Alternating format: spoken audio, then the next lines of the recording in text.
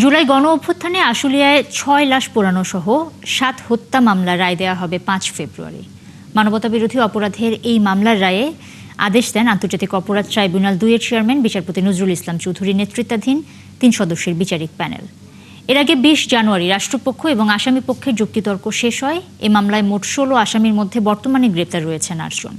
একই ট্রাইব্যুনালে মানবতাবিরোধী অপরাধের আরেক মামলায় জাসদ সভাপতি হাসানুল হক ইনুর বিরুদ্ধে তদন্তকারী কর্মকর্তা জবানবন্দির উপর জেরা করেন আসামি পক্ষের আইনজীবীরা।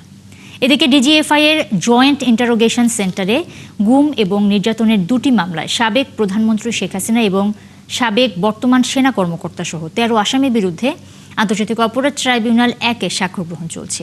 একই ট্রাইব্যুনালে ময়মনসিংহে মানবতাবিরোধী অপরাধের মামলায় সাবেক উপজেলা চেয়ারম্যান সোমনাথ সাহা সহ ৯ জনের বিরুদ্ধে আনুষ্ঠানিক অভিযোগ জমা দিয়েছে প্রসিকিউশন। অভিযোগ আমলে নিয়ে ৬ জনের বিরুদ্ধে গ্রেপ্তারি পরোয়ানা জারি করা হয়। এছাড়া যশোরে মানবতাবিরোধী অপরাধের মামলায় সাবেক এসপি আনিসুর রহমান সহ ৮ জনের বিরুদ্ধে অভিযোগ আমলে নিয়ে পলাতক ৫ জনের বিরুদ্ধে গ্রেপ্তারি পরোয়ানা দিয়েছেন বিশেষ ট্রাইব্যুনাল।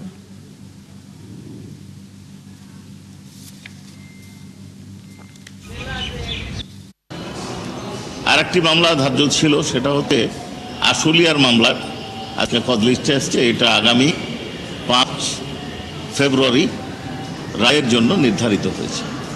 একটা সভ্য দেশে পুলিশ বাহিনীর সদস্য হয়ে যারা জাতির সূর্য সন্তানদেরকে এভাবে হত্যা করেছে, তাদের অপরাধ ক্রিস্টাল ক্লিয়ারভাবে প্রমাণ হয়েছে। অপরাধীদের চেহারা ভিডিওগ্রাফির বা ভিডিওর মাধ্যমে চিহ্নিত হয়েছে। ঘটনাস্থলে লাইভ উইটনেস আছে এবং প্রত্যক্ষদর্শী সবাই সাক্ষী দিয়েছেন। কাচের মতো স্বচ্ছভাবে প্রমাণিত হয়েছে। সুতরাং আসামিদের সর্বোচ্চ শাস্তি আমরা প্রত্যাশা করছি।